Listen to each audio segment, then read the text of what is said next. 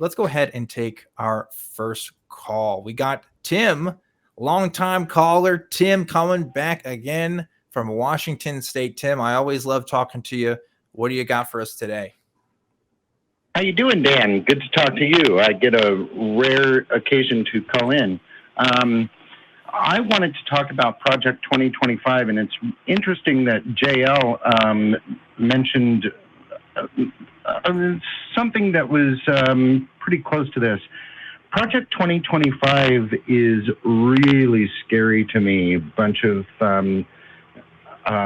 far-right think tanks have banded together to change our nation into something that is more like a Christian nationalist theocracy, and getting rid of any rights for women, getting rid of any rights for my community, the LGBTQ plus community, and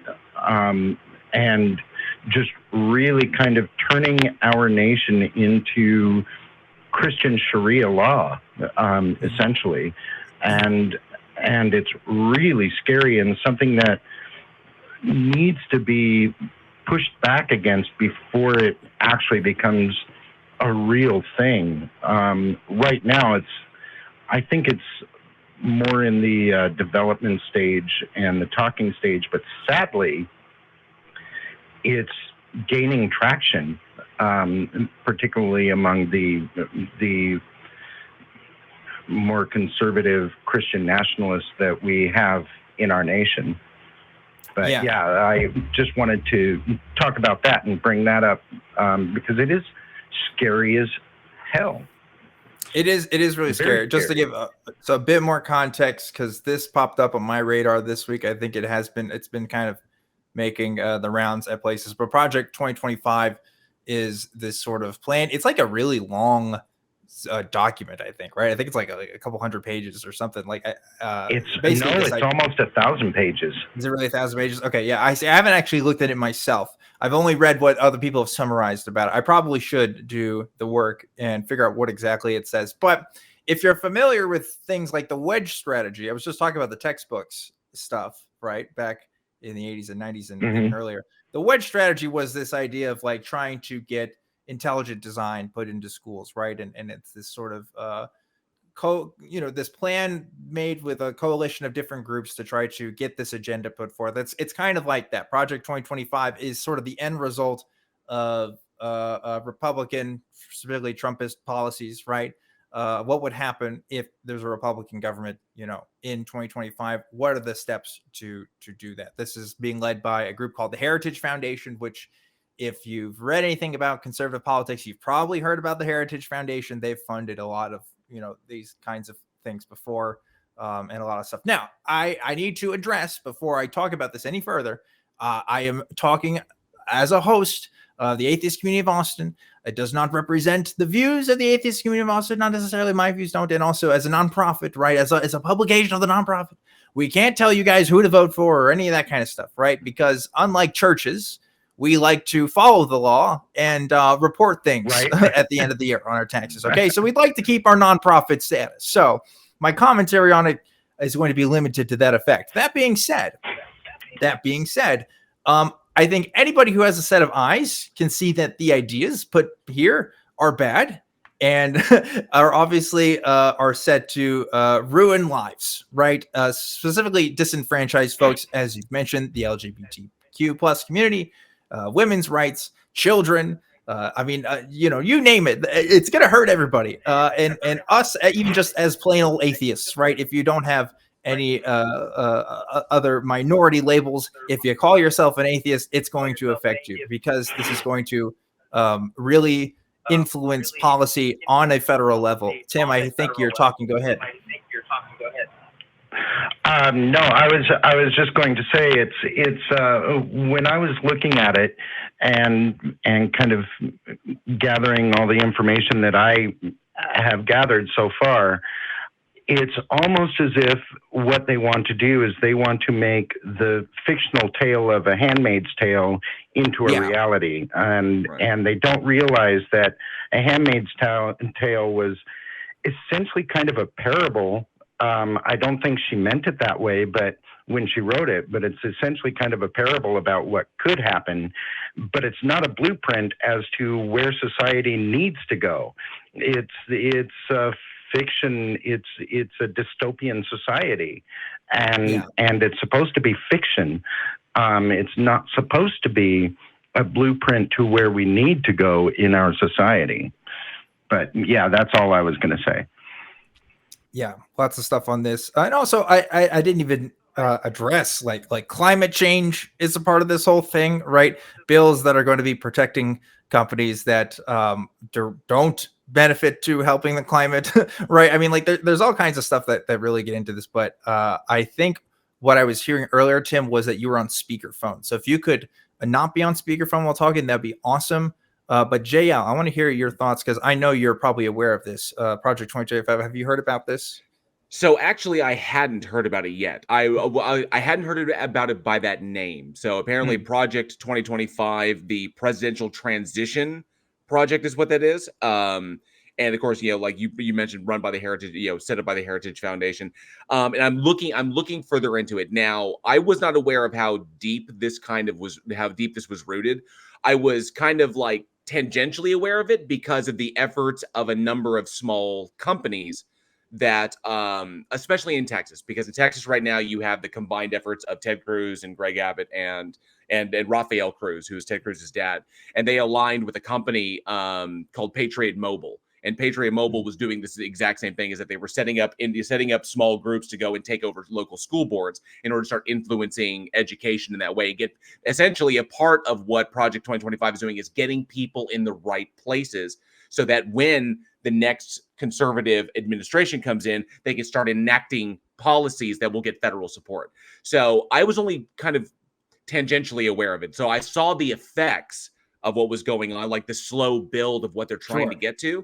But this is the first time I'm hearing of like what the root of this thing is. So, and I am just glancing, I'm appalled at what they're aiming for. Yeah. So the difference in what you're talking about, right? So there's been this push kind of by folks that you mentioned earlier, right?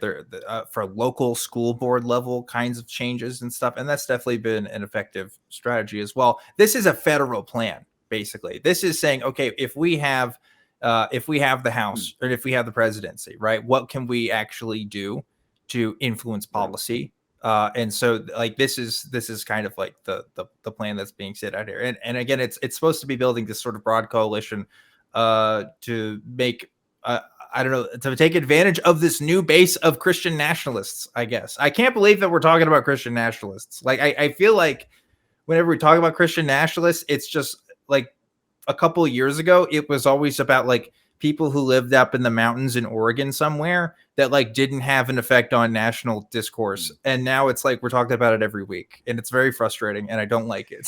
So. One thing I can say is that I would say on this is that I'm not surprised is that when you look at all of the studies that are coming out, and every time they do a major poll is coming out, we see a decline in essentially in Christianity's hold on this nation, but particularly in fundamental Christianity. So fundamentalism is definitely on the decline. Christianity as a whole is on the decline. Every single generation that you have, the next generation is just less and less and less.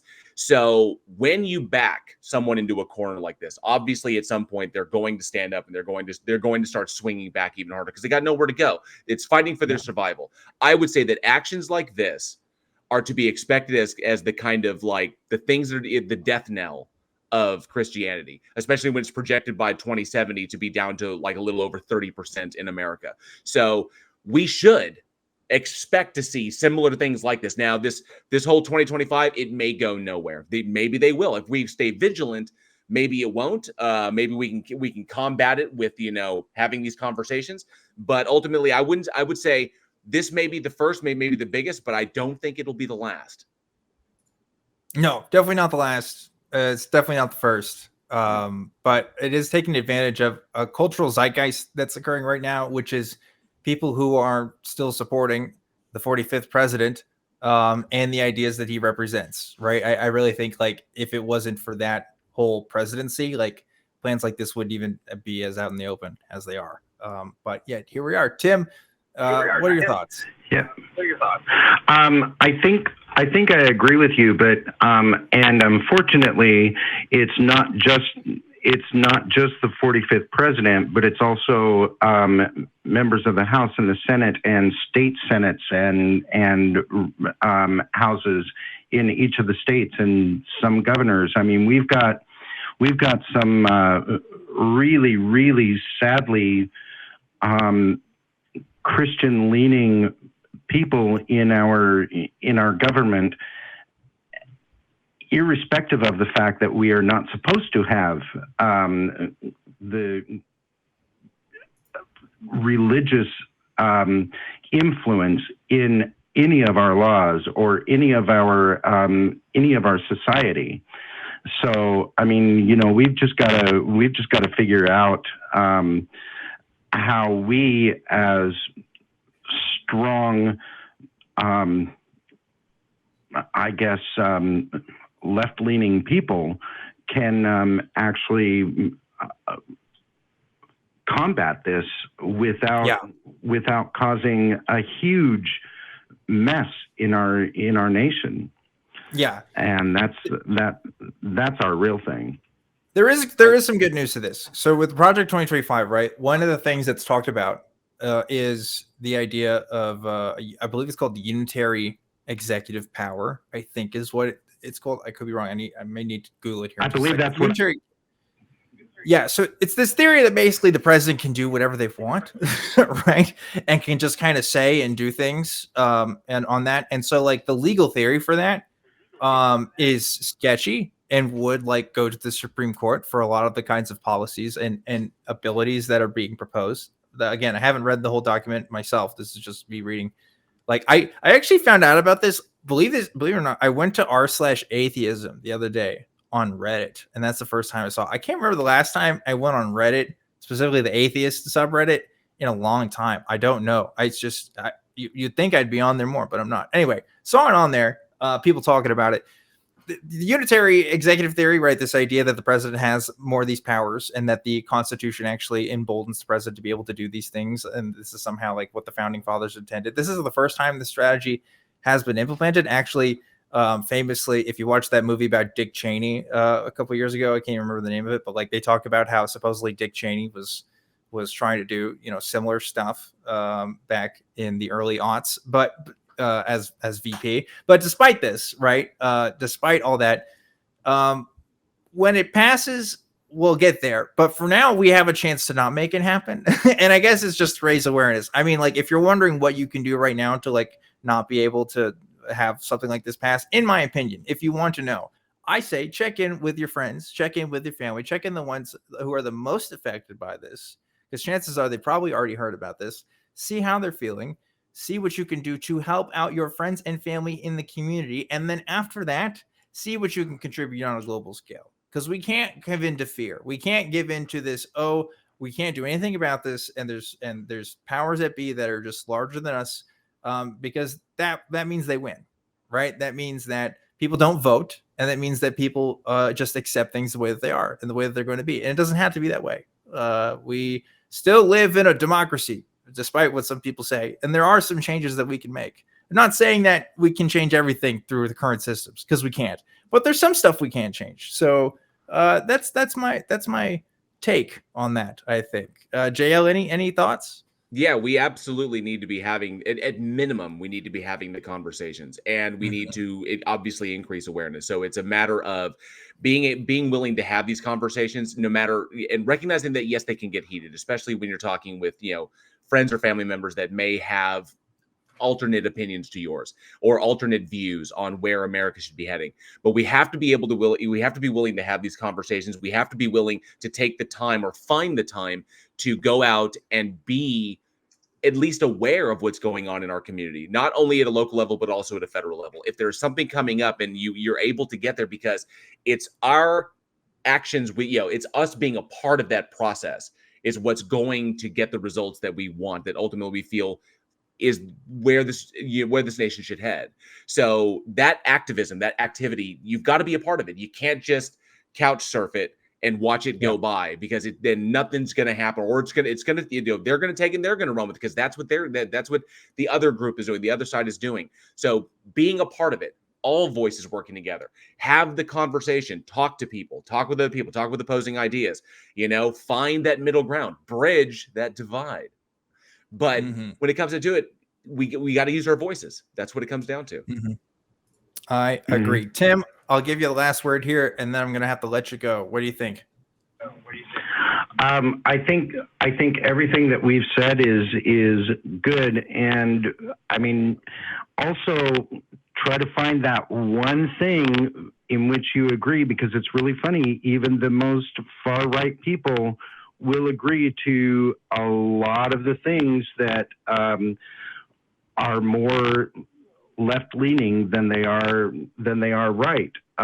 When it comes down to just picking out a particular aspect, just one or two issues, and they will say, oh, you know what? That's right. I do think that's good. So pick out one or two issues that you both agree on and fight for those. Yes, I agree with that, Tim. I like that answer. And Tim, thanks so much for calling back again. Tim, repeat caller of the show. Love him. Great guy. As far as I know, he could be a serial killer in real life, and I don't know that. But on the show, he's great. So I'll give you that. Of course, I don't think you are, Tim, but I'll never be 100% sure, will I?